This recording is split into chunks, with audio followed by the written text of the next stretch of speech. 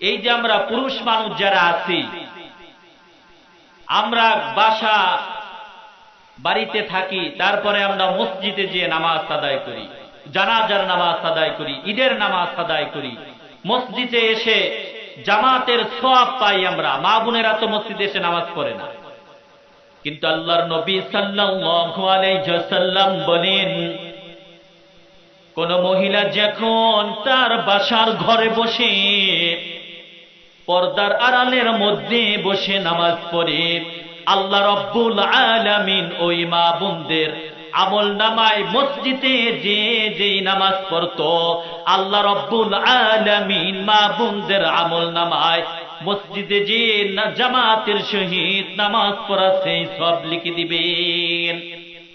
আজকে আমরা মনে করি আমার সন্তানকে যদি মাদ্রাসা পড়াই, মাদ্রাসা পড়াইলে এই বাচ্চা ইমামতি করবে, মাদ্রাসায় চাকরি করবে, কয় টাকা বেতন পাইবে, বলে কি বলে না বলেন?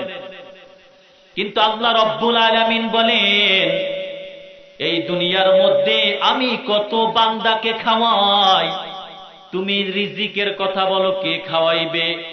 মাদ্রাসায় চাকরি করলে, মসজিদে ইমামতি করলে, আল্লাহ রব্বুল আলামিন এই দুনিয়ার মধ্যে অসংখ্য মানুষ যারা আছে, যারা আল্লাহর কোরআনের বিধান অনুযায়ী চলে না, যারা কাজকর্ম করে না, ওই সমস্ত মানুষকেও আল্লাহ রব্বুল আলামিন কিন্তু খানা খাওয়াইতেছেন।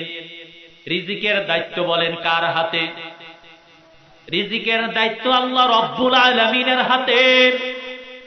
আল্লাহ রব্বুল আলামিন যদি ইচ্ছা করেন রিজিক দেন, রব্বুল আলামিন যদি ইচ্ছা না করেন রিজিক দেন না। রব্বুল আলামিন ইচ্ছা করলে এখন আপনাকে ভাত খাওয়াইবেন, আবার ইচ্ছা করলে আপনার মৃত্যু ফজর আগে আপনার শেষ। আছে কিনা নাই? অনেক মানুষ আছে আশা ভরসা করে ইলিশ মাছ আনছে, আরো সুন্দর সুন্দর আইটেমের মাছ আনছে, কিন্তু ঘরে রাইখা দিতে, বিলাইতে খাইয়া ফেলাইছে। খাইতে পারছে? রিজিক কার হাতে বলেন? আল্লাহর হাতে। রিজিকের চাবিকাঠি কোন দুনিয়ার মানুষের হাতে না। রিজিকের কাঠি চাবি যদি মানুষের কাছে থাকতো, তাহলে বলতো কি জানেন? তাহলে বলতো যে তোমারে এবার আমি খাবার দিচ্ছি, আগামীতে আর তোমার দেওয়া যাইবে না, তুমি আমার দলের লোক, তুমি আমার আত্মীয়তার বন্ধন, তোমার সাথে আমার স্বজন প্রীতি আছে, তোমাকে আমি এই রিজিক দিলাম, তুমি এই রিজিক কি পান করো। রিজিকের চাবিকাঠি মহান রব্বুল আলামিনের কাছে। এই জন্য দেখবেন আল্লাহ পাক রব্বুল আলামিন যাকে ইচ্ছা তাকে রিজিক দান করেন, আবার যাকে ইচ্ছা তার কাছ থেকে রিজিক রব্বুল আলামিন নিয়ে নেয়। আমরা অনেকেই মনে করি মানুষের হায়াত বাড়ে কমে, না। আল্লাহ পাক রব্বুল আলামিন এই দুনিয়ার মধ্যে যাকে নির্ধারিত সময় যতটুকু পরিমাণ হায়াত দিতেন, অতটুক পরিমাণেই সে দুনিয়ায় থাকবে। নির্ধারিত সময় তার শেষ হয়ে যাবে, এক সেকেন্ডও দুনিয়ায় থাকবে না। তবে হ্যাঁ, হায়াতের মধ্যে বরকত আসে। কি আসে? হায়াতের মধ্যে বরকত আসে। খাবারের মধ্যে বরকত আসে না? আছে কিনা? আছে কিনা? টাকার মধ্যে বরকত আসে, খাবারের মধ্যে বরকত আসে, মানুষের হায়াতের মধ্যেও কি আসে? বরকত আসে। আল্লাহর কাছে হায়াত চাই নিবেন, আল্লাহ আপনি আমার হায়াতকে বৃদ্ধি করে দেন, হায়াতের মধ্যে বরকত দান করেন। হায়াতের মধ্যে কি বরকত দান করেন। আমি যে কথা বলতেছিলাম, তাই আমরা এই দুনিয়ায় যারা আছি, রিজিকের চাবিকাঠি কিন্তু আল্লাহর হাতে, দুনিয়ার কোন মানুষের কাছে না, স্বয়ং আল্লাহ পাক রব্বুল আলামিনের কাছে।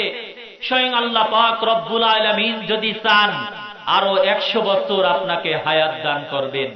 স্বয়ং রব্বুল আলামিন যদি চান আরো অনেক বছর আপনার হায়াতের মধ্যে বরকত দান করবেন। স্বয়ং রব্বুল আলামিন যদি চান এখনই হায়াত শেষ, এক সেকেন্ড তো দুনিয়ার কি নাই, সময় নাই। এই জন্য আমার যে খুতবার মধ্যে যে আলোচনা, যে আয়াতখানি তেলাওয়াত করেছি, মান সম্মান ইজ্জত যদি আমরা ধরে রাখতে চাই, আল্লাহর কাছে যদি একজন ভালো মানুষ হইতে চাই, আল্লাহর কাছে যদি আমরা জান্নাত পেতে চাই, তাহলে এই দুনিয়ায় আমরা এমন একটি গাছ লাগিয়ে যাব, কবরে গেলেও সেই ফল আমরা ভোগ করতে পারব। সুবহানাল্লাহ। এই জন্য দেখবেন দুনিয়ার মধ্যে আমরা যারা আছি, এমন সন্তান তৈরি করে যদি ধুয়ে যাই, যেই সন্তান কোরআনের হাফেজ হয়েছে, যেই সন্তান কোরআনের আলেম হয়েছে, যেই সন্তান মুফতি হয়েছে, মাওলানা হয়েছে, আমি মরে যাওয়ার পরে আমার সন্তান কোরআন তিলাওয়াত করবে, আমি মরে যাওয়ার পর আমার সন্তান নামাজ পড়বে, আমি মরে যাওয়ার পর আমার সন্তান জিকির আজকার করবে।